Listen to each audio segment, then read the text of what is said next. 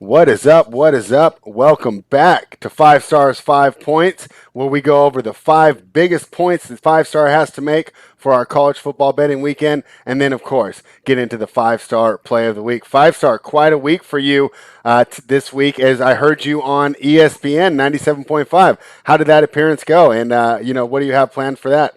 Oh man, it was great. Shout out to the bench, Lance Erline, John Granado. Me and Lance go back a while. Great guys, man. I had a great time on there. We talked a lot of shop about football, college football. My thing. We talked about some of the games that we're gonna discuss today coming up for this weekend. So it's really exciting. I'm looking to come back on there soon with those guys. Yeah, and I hope so too, because as sports gambling gets more and more popular, it's nice to see ESPN moving away from just kind of the hot takes and Yeah. arguing over LeBron's legacy and really getting into actionable information, right? So it was fantastic to hear you there, and hopefully we'll hear you again soon. We talked about, Five Stars Play of the Week. Last week couldn't have gone any better than expected, right? A little slow start, but we knew we were on the right side because Notre Dame was moving the ball up and down the field the first half, and then finally, broke Right. the water and came through in the second half. How did you feel about that game in your pick, and anything you took away from it to use moving forward? Well, the first half, man, I was very confident in it. Of course, as you got one of the plays, the first half plus three was a play of my groups, and it was pretty, easy. It wasn't any sweat, but then Cone got injured, and I honestly didn't know anything about Drew. Is it Penny? Is how you pronounce his name? Is it Pine or Penny? I think it's Penny. The kid out of Connecticut who came in and he played great, man. The first series, of course, he had the little jitterbugs, man, but after he shook it off, man, that kid balled out, man. He really sparked the team, and after that, it was like an avalanche, man. And it was fourth quarter was unbelievable, man. We had a great time, man. It was real fun, man. Real fun. I'm glad that everybody won. I'm glad that everybody, was able to take advantage of the 5 star pick. Yeah, and it was a great way to start the show, right? We're Right. already off to a winning start, 1-0 on the Five Star Plays. So let's just get into this week. The first point is the team we just talked about, Cincinnati at Notre Dame +2. What are your thoughts on this game? Hey, man, it's back to Notre Dame again, man. Notre Dame's catching 2 points. Strangely at home, I guess right now that the book is the gift that keeps on giving, man.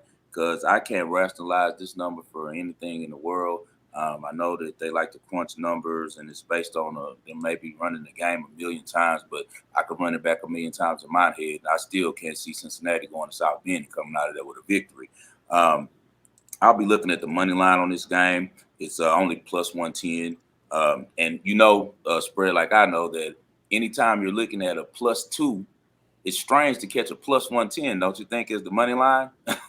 It's usually Yeah, that is odd. 125, right? Hmm. 125, 130, right? Yeah. Pretty low because they know that Notre Dame has a very strong chance of being victorious in this game. In my opinion, Cincinnati is overrated. Um, they literally just escaped out of Indiana with a victory. They covered at the end because of the fourth quarter, what happened. But if you watch that game, Indiana had full control of it. They were about to put them away. And then a very controversial targeting call was made against Indiana that gave Cincinnati back the ball. And that prevented them from going down 14-0 before the half. They ended up getting a score before the half, kind of rallied the troops and were able to catch back up. But as you and I know, Indiana isn't much of a team this year. It's nothing like the team they had last year. I like Notre Dame a lot in this game, man. They have big playmakers on the outside. They have one of the best security blankets in America with Mike Mayer on the inside, the tight end. Um, and of course, I just trust Brian Kelly, man. Brian Kelly, he started the whole movement with the Cincinnati program and turned into an upper echelon program. I know it's been a long time since he's been to Notre Dame now, so a lot of people probably don't know that. But he's the grandfather of the Cincinnati system, man. Everything that's going over there, he started it. He's the root of it, and I'm sure he has close contact still with the university. Therefore, he's going to be very motivated for this game. He's not going to let Cincinnati, his old school, walk into his stadium and come out with a victory. This is a big game, has big implications on the college football playoffs. In these type of games, unless Saban's on the other side of the field, I always take Brian Kelly. So on this game here, I'm looking to go Notre Dame +2, and like I said, heavy on the plus 110 money line. Honestly, I don't expect it close. Jack Cohn, they're saying that they don't know if he's going to play or not. Me personally, I would rather Penny starts, man. I really like how he plays. I feels like he spreads out the ball a little bit more than Cone. He's a little bit more mobile than him. Uh, Regardless, either quarterback is in, I expect a big weekend out of the running back Williams. He had a pretty basic game last week, but the kid is an electric talent, man. And the Badgers have a great run defense to slow them down. I don't expect that this weekend. I think he's going to get loose. So you guys take Notre Dame on that one, man. All right, and I've just placed the bet, and I'm excited to take Brian Kelly going against the school where he made his name. And But another now it's thing time. about that game, real briefly, spread not to Uh huh. cut you off, is Oh that no, I go ahead. forgot to also lay in there to let the people know is about Notre Dame's defensive coordinator, Marcus Hmm. Freeman.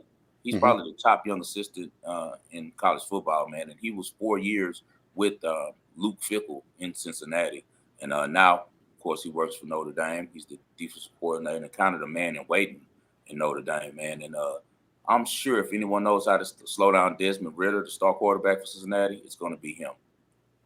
All right. Well, we'll be looking forward to that one, and I'm pretty happy to be on the side of Brian Kelly and Notre Dame there. Let's go into the second game that you put out for us today, and that's Michigan catching 1.5 traveling to Wisconsin. What do you think about this game? Can Harbaugh get it done? Well, once again, we're going back to another team that we kind of have a lot of data on. We faded them last week, which is Wisconsin. This is about my fourth game of the year watching them. I watched all of their games, and as you know, I'm not impressed with Graham Mertz at all. I feel like he's a turnover machine. He has one touchdown, which I'm sure if you saw last week against Notre Dame, it was a great play by the tight end. He just floated it like 60 yards in there. The tight end makes a great adjustment on the ball, catches and goes yard. That's the only touchdown he's had this year. The rest of 6 interceptions. As you know, Michigan always has a tough defense. Greg Robinson over there coordinating. They always have great cornerbacks. So I don't expect them to move the ball much. Michigan also is going to have a very hard time moving the ball on a very stout Badgers defense. I know that the Badgers are going to be very, very inspired for this game with them coming off the loss to Notre Dame. At the end of the day, I have to take Michigan with those +2. And also, even though I don't bet a lot of overs and under, I would have to go to under 43 and a half. And the reason why is because it's going to be a lot of bad weather there, a lot of rain that day, sloppy game. And that's the reason why I really, really, really like Michigan in this game with the short number. The Hmm. +2 is because it's going to probably come down to a field goal kicking contest, and it's going to come down who makes the most mistakes. I trust Cade McNamara at quarterback for Michigan protecting the ball a lot more than I trust Graham Mertz protecting the ball for Wisconsin. So in that game, I'll definitely be leaning toward Michigan +2 and a Big Ten sloppy, grinded out, you know, 3 yards in the cloud of dust type of game. I won't be watching too much of it because it's going to be definitely a slow grinder. But yeah, I like Michigan allowing the game +2 in an ugly one. All right, so we like Michigan and the under as they face off with Wisconsin. Let's go to the next game. Two teams I'm not as familiar with, so you're going to have to help me out here. Louisiana Monroe heads to Coastal Carolina. Coastal Carolina minus 34.5. What is your angle here? Sorry, Warhawks. You know, I'm originally from Monroe, Louisiana, man. I moved to Houston as a young boy, but my whole Mhm. family is originally from Monroe, so I got love for Monroe, man. But the University of Louisiana Monroe, its football program, it's a little behind right now. They're one of the worst teams, pretty much you could say, in college football, man. I hate to say that is blatantly, but it's the truth. Um, they have the right man over there, and Terry Bowden, who's trying to get the program back started. They had an unbelievable upset last week. They beat Troy, which is no one thought that they would do that. I want to say they maybe were 2 touchdown or more. No, they probably were 3 touchdown underdogs. I'm sorry, I don't know the exact number, but they upset Troy, which was one of the favorites to win the conference. You know, they're in the cellar of the conference. But during that game, their offensive coordinator's son, who's the quarterback, the offensive coordinator is Rich Rodriguez, you know, for West Virginia. They used to coach West Virginia, Michigan. His son is Rhett Rodriguez, and he actually had his lung collapsed from an injury last week during that Mhm. game, so he won't be available. So they'll be losing their trigger man, and they're going against one of the most explosive teams in college football on both the offensive side and the defensive side. I have a lot of respect for what they're doing in Coastal Carolina. They got stars everywhere, man. Starting first with their quarterback, man. The quarterback is this kid is going to be a franchise changer For some team who's lucky enough to draft a man, whoever picks up this kid is going to get a real uh, step up captain, ready to do whatever it takes to win type of guy with skills. And that's Grayson McCall, man. He's tough as nails. He can throw. He can run. Anytime we've seen in the past in college when a quarterback at his caliber takes a small school like this and lifts it into the national spotlight, usually those quarterbacks do pretty well in the NFL because it takes, a special type of talent to play with, lesser talent to make everyone better. And he's one of those type of guys, man. He has a couple weapons on the outside, and Healy, who's explosive, great running game. And last year, Monroe kept it very close in Monroe. The game was in Louisiana, at Louisiana Monroe. They were able to keep the game very close. It came down to the fourth quarter, I want to say. And I think that Coastal Carolina, because of that, will be very focused. ULM will be flying high from Detroit victory, and they just don't have the manpower to match up. And I also think that Coastal Carolina's coach is very focused on them being that one team from outside the power conferences that gets in. And to do that, he knows weekly they're going to have to cover that number that's put up against these teams that they're playing. So I expect the game to be over by halftime. So definitely take Coastal Carolina minus 34.5. All right, Coastal Carolina minus 34 and a half. Let's go into our next question of the 5 points. Number 4, can Liberty bounce back at UAB? What are your thoughts? That's going to be a hard no for me, man. UAB's head coach Bill Clark, he's one of the best in college football right now. His teams are very tough. The Blazers play smart and organized. They run great packages on offense and on defense, and they're just a really high-level program. Hugh Freeze and the Liberty Flames, they're explosive, man. Offensively, they play fast, but it's also frantic. The team's a reflection of its star quarterback, and that's Malik Willis. Malik Willis is he's going to be a first round pick at quarterback, man. He has all of the tools. Unbelievable talent, man. He has a Hollister for an arm. Runs, I think, like a 4.2 in the 40. But he every game he tries to force a play. I've watched him play. I'm saying in his career, probably the last 3 years, 20 games he's played. Literally every one of those games, he's tried to make a play happen off a play that was dead that he should have just thrown it away and forced something, and he fumbles. Sometimes they get it back. Sometimes the other team gets it. But he makes a play like this every game because uh, it's the way he's being coached. He's not being coached to be disciplined, and that their lack of discipline, I think, is what's going to come down to them losing that game when they go to face Birmingham in Birmingham to face UAB. Excuse me. Um, you know, he's had 10 touchdowns, 0 interceptions. He's tough as nails, but at the end of the day, he's just a quarterback. The quarterback is a lot, but the other team he's playing, UAB, has the coach and they have the better roster. So I look for the coach to outcoach Hugh Freeze, keep the ball away from the offense, drag the game out, make it very slow, and come out on top. UAB is a solid program, man, real solid. Liberty is a good program as well, but at this time, I trust Bill Clark a little bit more, so I'd be leaning UAB. It started out as a pick 'em, now it's -2. It's -2.5 today at some of these shops. All right, so 5 star likes Bill Clark and UAB in that matchup against Liberty. Let's go with the 5th point, and I think it's going to be a game that a lot of people are going to be talking about tomorrow. Can Ole Miss upset Alabama? What are your thoughts? Well, an upset would be a small miracle, man. But Lane Kiffin can definitely has a shot to keep it within 2 touchdowns. The Rebels' offense is just as explosive, maybe even more explosive than Alabama's. It's the number one offense in the country, actually. So I guess by the numbers, it is. They're averaging 635 yards per contest. That's amazing. Matt Corral has been just outstanding, man. He's completing 70% of his passes, 9 touchdowns, 0 interceptions. He's also ran for 5 touchdowns. Bama isn't a slouch on D. They're still ranked in the top 20.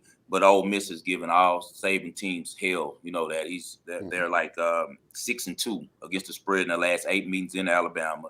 They're 5-2 against the spread overall in the series. One thing you could always count on the SEC, even when Hugh Freeze was the coach of Mississippi, was Ole Miss giving Alabama a hell of a game. They were the one team. I'm a diehard LSU fan, and man, I've noticed over the last half a decade, Ole Miss always was giving Alabama a much better game than we have been. For some reason, besides the year that Joe Burrow was there, that's the only year that we were able to compete with them and put our offense on the standards to able to keep up with them. But Hugh Freeze and then next Lane Kiffin, they keep their offense so high octane, so high octane, man, that Ole Miss was able to always keep it within the number. And even when they had the bad hire in between Freeze and Kiffin, they still were able to cover. Some reason Ole Miss steps up big against Alabama, man, and I expect nothing different this time. I expect them to be able to keep it within the number. I'm not saying that an upset is out of the question. These are still kids. The quarterback for Alabama. He's a kid. This is first year starting.